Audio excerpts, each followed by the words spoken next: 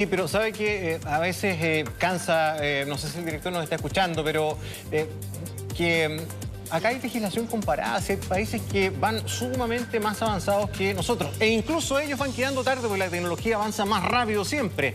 Pero hoy día el root es nada. O sea, mira, hay fuentes tan de detalle de obtención de nuestros hábitos que tenemos en la muñeca de nuestras muñecas puestas, o sea, los teléfonos, los relojes inteligentes.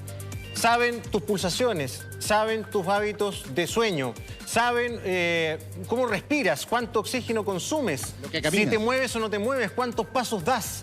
Los teléfonos han tenido un desarrollo tecnológico sumamente potente y no es baladí, no es porque sí. Cada teléfono inteligente que usted compra debe tener por lo menos 6 micrófonos de altísima tecnología. ¿Para qué? Exacto. Para escuchar todo lo que hacemos. Entonces, de este tipo de protección al consumidor hay leyes muy avanzadas. ¿Por qué no se pescan y se copian y se pegan aquí en Chile? ¿Por qué no demoramos tanto? ¿Eso es miopía, es flojera o es presión, lobby de industrias que se oponen a ello? No me explico otra cosa. Director. Bueno, aquí, como bien dice González, un problema realmente, digamos, que tiene muchas aristas y también muy desafiante desde el punto de vista de cómo abordarlo legislativamente y también de manera integral.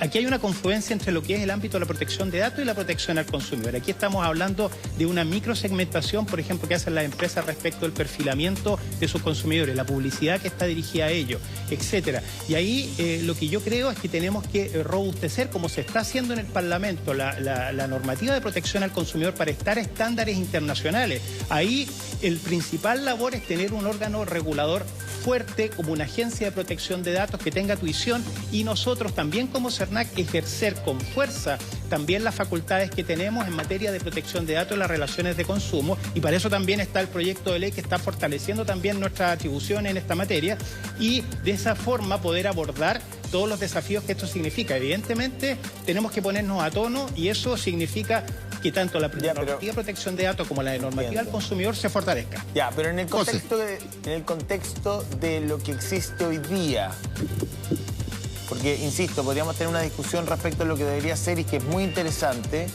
pero en un mediano plazo eso no va a cambiar, lamentablemente. Estamos absolutamente vulnerables a que nuestros nombres, root, teléfonos, direcciones, números de serie de carnet, en fin, trafiquen sin ningún control por las redes y por bancos de datos de empresas, o yo puedo a esta altura hacer alguna cosa. Por ejemplo, tener mi número de teléfono privado, que eso tiene un costo, pero bueno, me protege de algo, por ejemplo. O te pueden llamar igual. Me pueden llamar igual o no. Puedo proteger de alguna manera mi root. Puedo negarme a entregar ciertos datos en ciertos lugares que parece ser muy normal, pero puedo decir yo, fíjese que no. Ellos me pueden negar la entrega de un servicio por no entregar mi root si es que yo no lo considero necesario, no sé. Pienso en consejos prácticos.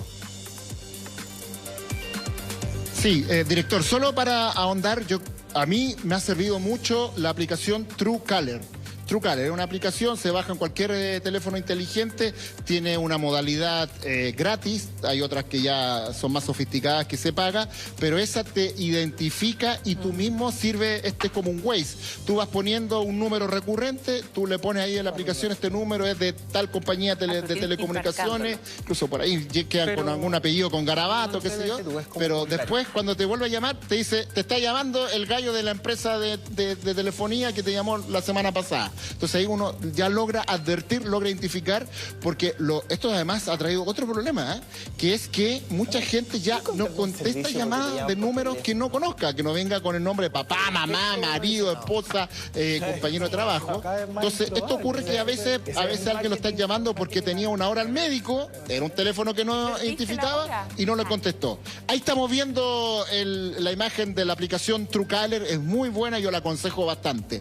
Director, La pregunta de Gonzalo, además de TrueCaller, ¿qué más se puede hacer con lo que hay a la espera de si fructifica o no este proyecto, que es en la noticia, un proyecto que al gobierno le dio urgencia para prohibir las llamadas spam de las empresas telefónicas? Director del Senado. Bueno, el primer consejo práctico sería ingresar a la plataforma No Molestar del CERNAC, y ahí uno puede identificar cuál es el mecanismo que quiere bloquear. Por ejemplo, llamada telefónica, mensajería de texto, WhatsApp, correo electrónico, por ejemplo, y de qué empresa desea bloquear. Y por lo tanto, si uno no tiene una preferencia particular respecto de todos los canales por el cual comunicarse, por supuesto puede bloquear todo, y lo mismo respecto de, por ejemplo, todas las empresas de telecomunicaciones, las financieras. Ese sería el primer consejo, porque tiene una efectividad bastante importante.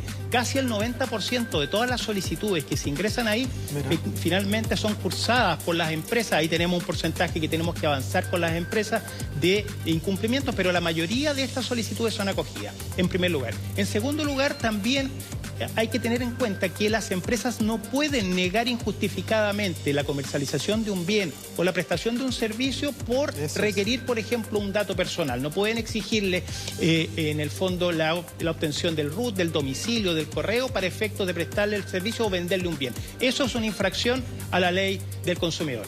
Tercer consejo práctico que también puede servir: consultar formal o informalmente también a la empresa de a dónde obtuvo mi dato, cuál es la finalidad para el cual va a usar los datos, a quién ha cedido esos datos.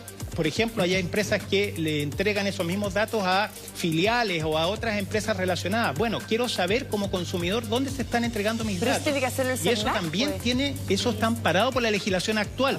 Le puede solicitar eso directamente a la empresa, y la empresa tiene que dar respuesta. Y, por supuesto, también exigir un consentimiento informado para ciertos usos de esos datos personales. Que me digan para qué estoy dando mi correo, para qué estáis dando mi RUT y dónde se va a almacenar eso. Eso que puede parecer quizás algo muy complejo, lo cierto es que las empresas tienen que responder frente a esas consultas de los consumidores. Una empresa me llama harto y yo le digo, amigo, anote ahí, no me llamen más. Y no ocurre eso. ¿Qué pasa? ¿Qué puedo hacer? Además de la plataforma, ¿puedo denunciarlo también al CERNAC de hostigamiento por parte de una empresa? También, efectivamente, puede hacer un reclamo. Las empresas tienen que tener canales para recibir esta solicitud. Ahora nosotros formamos una mesa de trabajo con las empresas de telecomunicaciones, en el caso de No Molestar, para exigir, evidentemente, el estándar de cumplimiento. Y ahí las empresas están desarrollando plataformas que van a poner a disposición próximamente, los vamos a anunciar, respecto de a través de qué mecanismos pueden solicitar directamente a la empresa la suspensión, sin perjuicio de hacerlo a través, por supuesto, de la plataforma No Molestar. Son las empresas las que tienen que poner, por supuesto, la responsabilidad sobre la mesa y cumplir ni más ni menos con la ley. Lo que hace la ley es decir, una vez que el consumidor solicite la suspensión, tiene que desde ese momento quedar prohibida toda comunicación. Y lo cierto es que hay, por ejemplo, en el año 2023, más de 8.000 avisos de incumplimiento de los consumidores que dijeron no quiero recibir más, y aún les sigue llamando las llamadas. ¿Cuál es la multa que tiene que pagar una empresa que es sancionada por eso? Una empresa, por ejemplo, que es denunciada y que sigue llamando al cliente, ¿a qué se expone? Yo creo que igual que en el robo de bicicleta que estábamos hablando más temprano, debe ser un chiste la multa. ¿Cuántas la han pagado? Bueno, en este caso la multa por cada una de las infracciones puede alcanzar hasta 300 unidades tributarias, es decir, casi 19 millones de pesos. ¿Cuántas empresas han pagado 300 unidades tributarias? Lo que pasa es que eso depende finalmente de la determinación de los tribunales. Y ahí hasta 300 unidades tributarias no han sido condenadas las empresas. Hemos tenido varios fallos condenatorios en contra de empresas de telecomunicaciones, por ejemplo, que siguen llamando en estos casos, y los juzgados de policía local han interpuesto multas inferiores a ese monto, pero también son señales en el sentido que hay una infracción. Ahí permítame decir solo algo, porque esto también ha sido objeto de una discusión en Chile respecto de las atribuciones del CERNAC. El CERNAC, en este caso, solo es como un guardalínea. Levanta el banderín y el caso lo lleva a tribunales, pero son los tribunales, no es el CERNAC el que sanciona.